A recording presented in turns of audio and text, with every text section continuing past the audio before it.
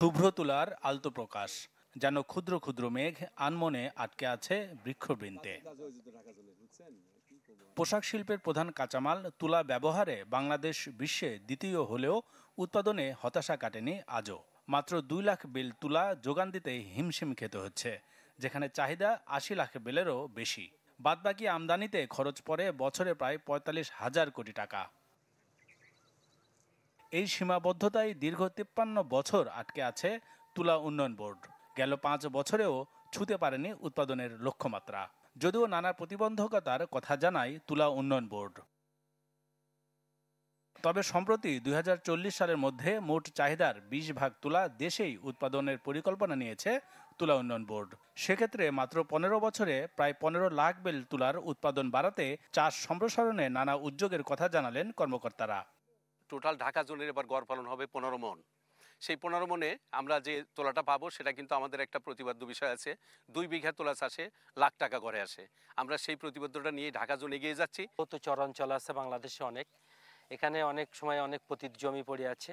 এটা ১ নম্বর টার্গেট। ২ নম্বর, আমাদের উত্তরবঙ্গে যেসব বরেন্দ্র এরিয়া আছে সেখানে পানির নিচে লেয়ার অনেকটাই নিচে নেমে গিয়েছে, সেখানে অন্যান্য স্বল্পমূলী ফসল অনেকটা কম হয়, কিন্তু আমাদের তুলা গভীরমূলী ফসল হওয়াতে সেখানে একটা ভালো সম্ভাবনা দেখা দিচ্ছে।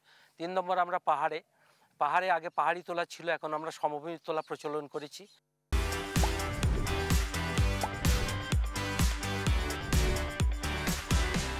পরিকল্পনা মতো চললে খাদ্য নিরাপত্তা বজায় রেখে তুলা উৎপাদন বাড়ানো সম্ভব বলে দাবি নির্বাহী পরিচালকের। জানান, কৃষকের জন্য তুলা চাষ লাভজনক করতেও কাজ করছেন তারা। ৬.৭ বেল পার হেক্টর, তো এইটাকে আমরা যদি ৯.৫ বেলে আমরা নিয়ে যেতে পারি, তাহলে কিন্তু আমরা ২ লক্ষ হেক্টর থেকে ইজিলি কিন্তু ২০ লক্ষ বেল তুলা উৎপাদন করতে সক্ষম হব। প্রতি কেজি ১০০ টাকা করে বিক্রি হচ্ছে, তো সেখানে ১৫ মণে প্রায় ৬০,০০০ টাকা তার আসে। যদি আমরা খরচ ২০,০০০ টাকা বাদ দিই, তার নিট প্রফিট থাকে কিন্তু ৪০,০০০। ১ কেজি তুলা আমদানিতে সরকারের খরচ হয় $৩। তুলার হারানো গৌরব ফেরাতে মাঠে গড়াচ্ছে একের পর এক উদ্যোগ।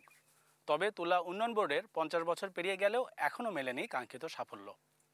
তার জন্য তুলা চাষিদের লাভের দিকে নজর দিতে হবে সবার আগে, বলছেন বিশ্লেষকরা। রিজভী হাবিব, চ্যানেল 24, পাকুন্দিয়া, কিশোরগঞ্জ।